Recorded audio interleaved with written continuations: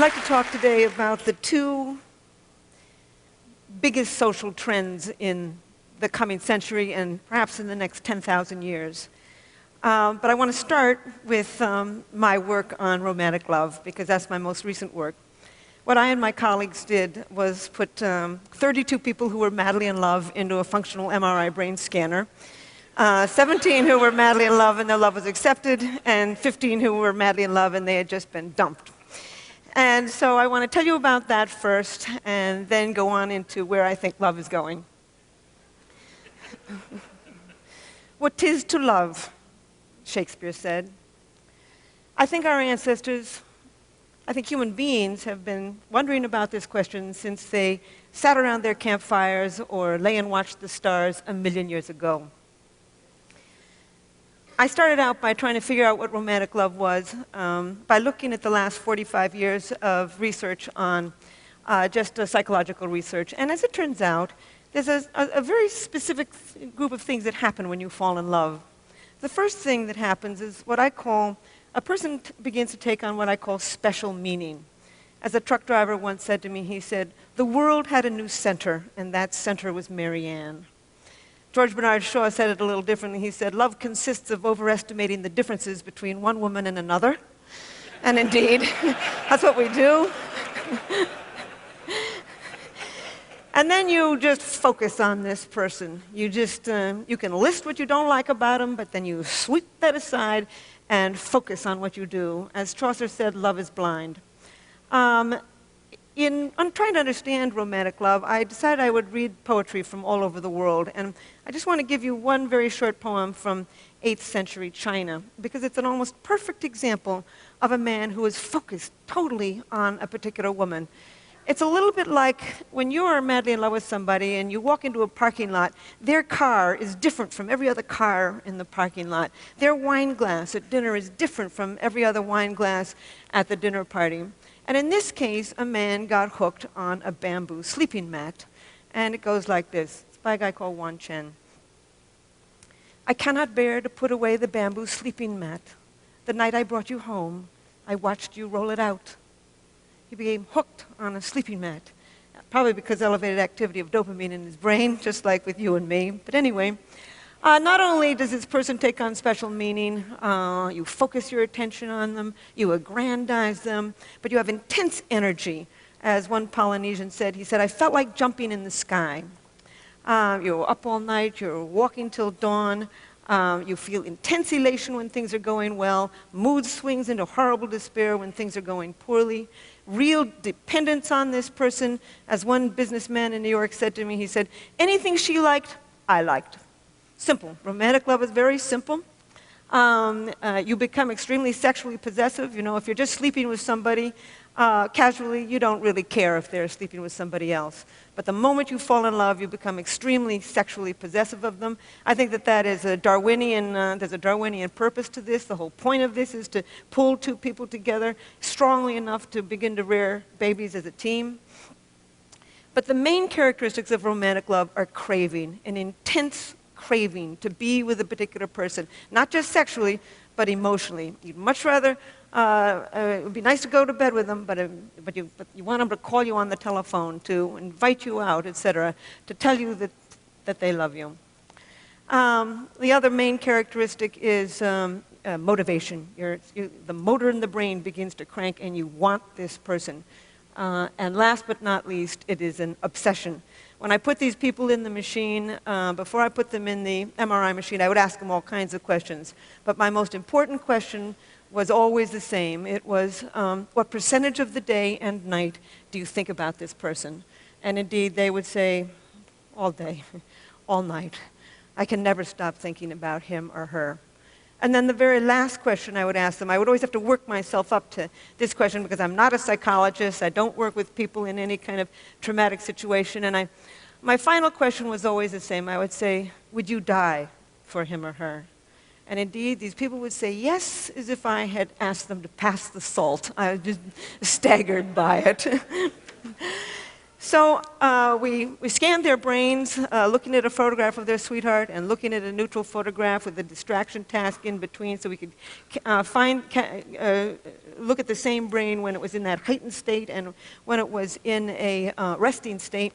And we found activity in a lot of brain regions. In fact, one of the most important was a brain region that becomes active when you feel the rush of cocaine.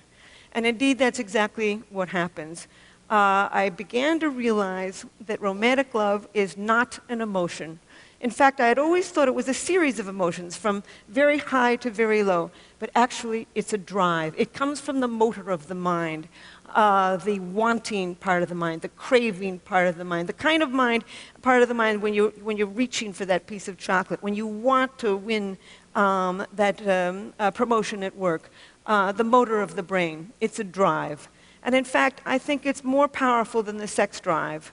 You know, if you ask somebody to go to bed with you and they say no thank you, you certainly don't kill yourself or slip into a clinical depression. But certainly around the world, people who are rejected in love will kill for it. People live for love, they kill for love, they die for love. They have songs, poems, novels, sculptures, paintings, myths, legends. In over 175 societies, people have left their evidence of this powerful brain system. I have come to think it's one of the most powerful brain systems on Earth for both great joy and great sorrow. And I've also come to think that it's one of three basically different brain systems that evolved from mating and reproduction. One is the sex drive, the craving for sexual gratification. W.H. Auden called it an intolerable neural itch. And indeed, that's what it is. It keeps bothering you a little bit like being hungry. The second of these three brain systems is romantic love, that elation, obsession of early love. And the third brain system is attachment, that sense of calm and security you can feel for a long-term partner. And I think that the sex drive evolved to get you out there looking for a whole range of partners. You know, you can feel it when you're just driving along in your car. It can be focused on nobody. I think romantic love evolved to enable you to focus your mating energy on just one individual at a time, thereby conserving mating time and energy.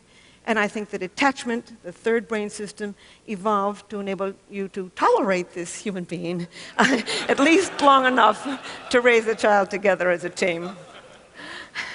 So with that preamble, I want to go into discussing the two most profound social trends, one of the last 10,000 years, and the other certainly of the last 25 years, that are going to have an impact on these three different brain systems: lust, romantic love, and deep attachment to a partner.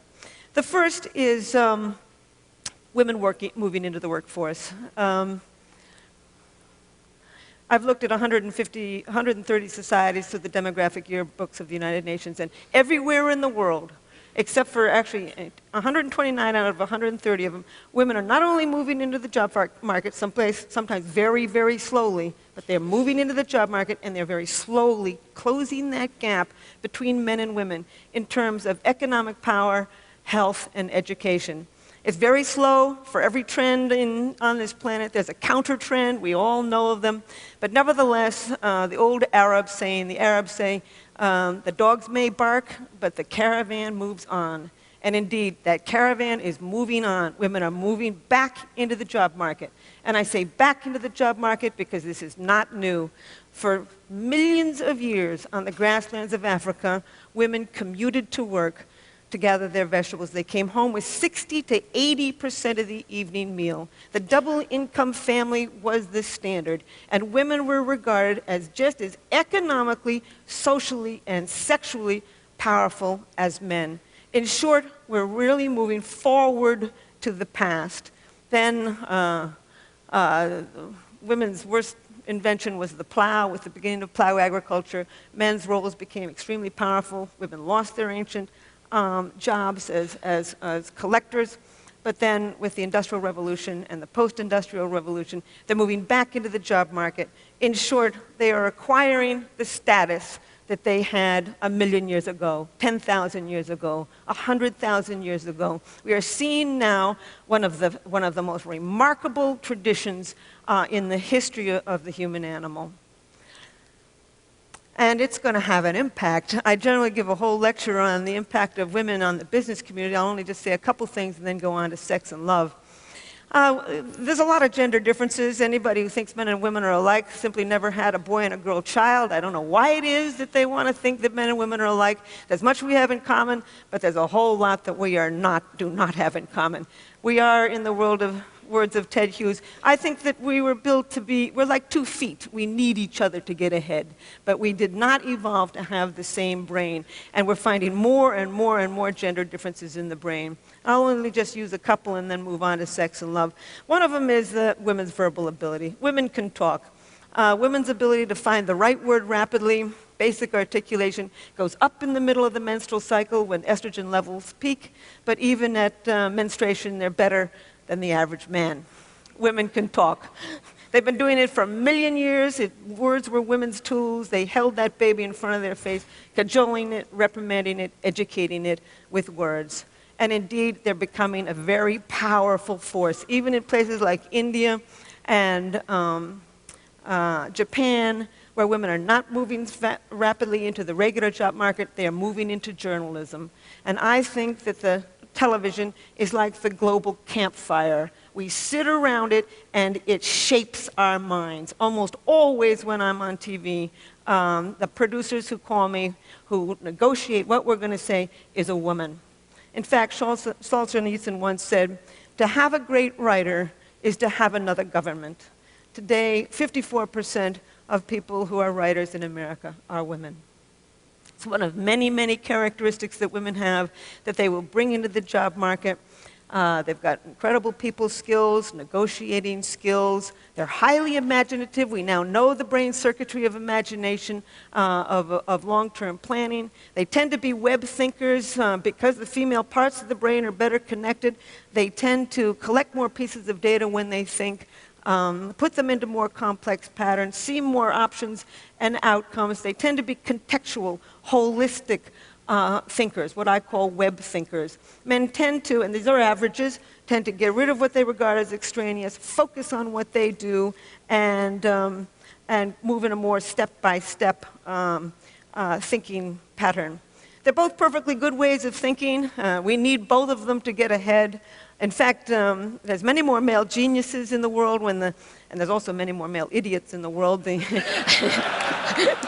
When the male brain works well, it works extremely well. What I really think that we're doing is we're moving towards a collaborative society, a society in which the talents of both men are becoming understood and valued and employed. But in fact, women moving to the job market is having a huge impact on sex and romance and family life. Foremost, women are starting to express their sexuality. I'm always astonished when people come to me and say, why is it that men are so adulterous? And I say, well, why do you think more men are adulterous than women? Oh, well, men are more adulterous. And I say, well, who do you think these men are sleeping with? Basic math. Anyway, in the Western world, women start sooner at sex, have more partners, express less remorse for the partners that they do, marry later, have fewer children, leave bad marriages in order to get good ones. We are seeing the rise of female sexual expression. And indeed, once again, we're moving forward to the kind of sexual expression that we probably saw on the grasslands of Africa 1 million years ago, because this is the kind of sexual expression that we see in hunting and gathering societies today. We're also returning to an ancient form of marriage, equality.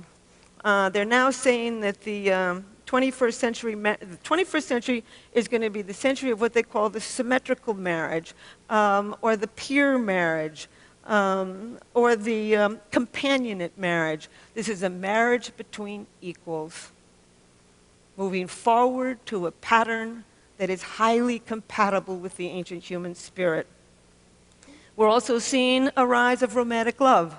91% of American women and 86% of American men would not marry somebody who had every single quality they were looking for in a partner if they were not in love with that person. People around the world, in a study of 37 societies, want to be in love with the person that they marry. Indeed, arranged marriages are on their way off this braid of human life. I even think that marriages might even become more stable because of a second great world trend. The first one being women moving into the job market, the second one being the aging world population. They're now saying that in America, that middle age should be regarded as up to age 85. Because in that highest age category of 76 to 85, only as much as 40% of people have nothing really wrong with them. So we're seeing this a real extension of middle age. And I looked, for one of my books, I looked at divorce data in 58 societies. And as it turns out, the older you get, the less likely you are to divorce. So the divorce rate right now is stable in America, and it's actually beginning to decline. It may decline some more. I would even say that with Viagra, estrogen replacement, hip replacements, and the incredibly interesting women have never been as interesting as they are now. Not at any time on this planet have women been so educated, so interesting, so capable. And so I honestly think that if there really was ever a time in human evolution when we have the opportunity to make good marriages, that time is now. However, there's always kinds of complications in this. These three brain systems, lust, romantic love, and attachment, don't always go together. They can go together, by the way. That's why casual sex isn't so casual. With orgasm, you get a spike of dopamine. Dopamine is associated with romantic love, and you can just fall in love with somebody who you're just having casual sex with.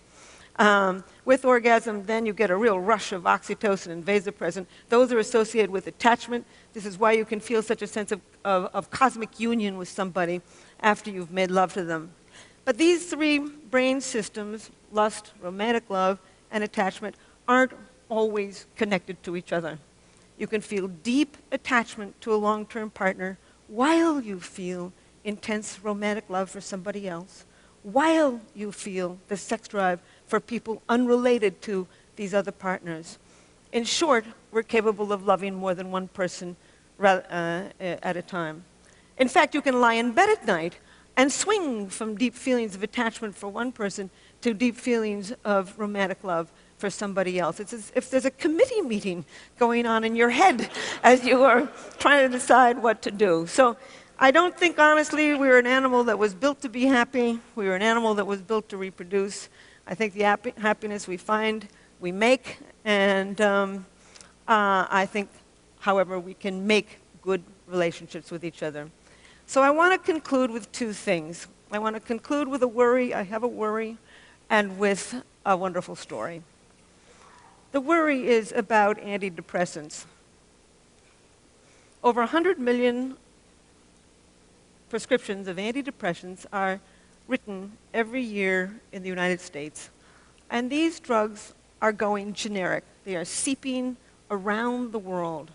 I know one girl who's been on these antidepressants, serotonin-enhancing, SSRIs, serotonin-enhancing antidepressants, since she was 13. She's 23. She's been on them ever since she was 13. I got nothing against people who take them short-term when they're going through something perfectly horrible and they want to commit suicide or kill somebody else. I would recommend it. But more and more people in the United States are taking them long-term. And indeed, what these drugs do is raise levels of serotonin. And by raising levels of serotonin, you suppress the dopamine circuit. Everybody knows that. Dopamine is associated with romantic love. Not only do they suppress the dopamine circuit, but they kill the sex drive. And when you kill the sex drive, you kill orgasm. And when you kill orgasm, you kill that flood of drugs associated with attachment. The things are connected in the brain, and when you tamper with one brain system, you're going to tamper with another.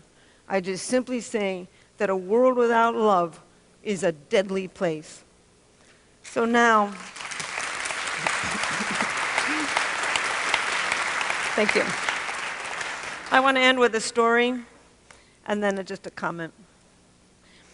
I've been studying romantic love and sex and attachment for 30 years.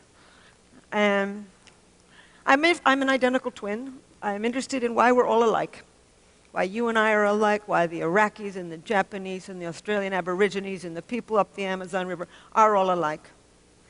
And about a year ago, an internet dating service, Match.com, came to me and asked me if I would design a new dating site for them. I said, I don't know anything about personality. I said, you think you got the right person? They said, yes. It got me thinking about why it is that you fall in love with one person rather than another.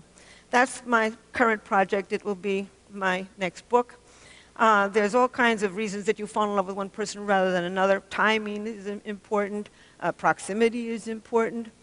Mystery is important. You fall in love with somebody who's somewhat mysterious, in part because mystery elevates dopamine in the brain, probably pushes you over that threshold to fall in love. You fall in love with somebody who fits within what I call your love map, an unconscious list of traits that you build in childhood as you grow up. And I also think that you gravitate to certain people actually with somewhat complementary brain systems, and that's what I've now contributing to this.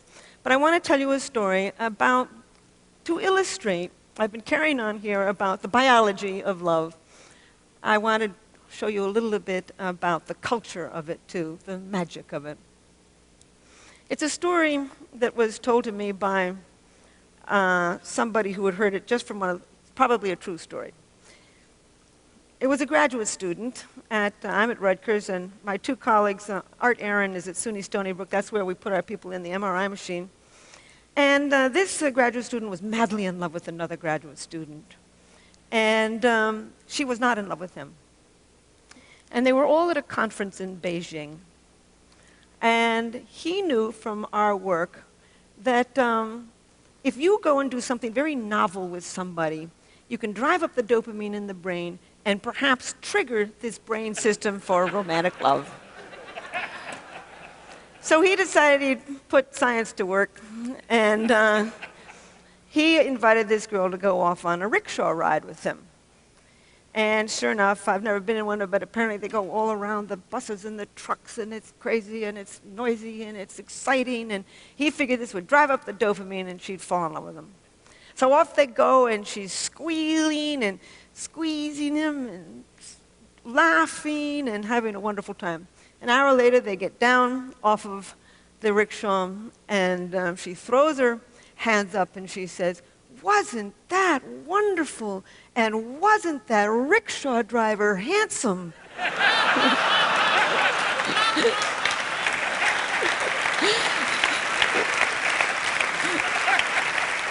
There's magic to love. But I will end by saying that millions of years ago, we evolved three basic drives: the sex drive, romantic love, and attachment to a long-term partner. These circuits are deeply embedded in the human brain. They're going to survive as long as our species survives on what Shakespeare called this mortal coil. Thank you. HelenFisher.